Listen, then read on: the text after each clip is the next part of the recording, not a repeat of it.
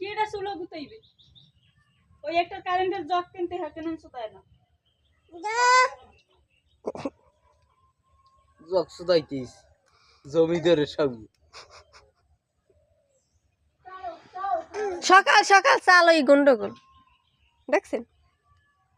এই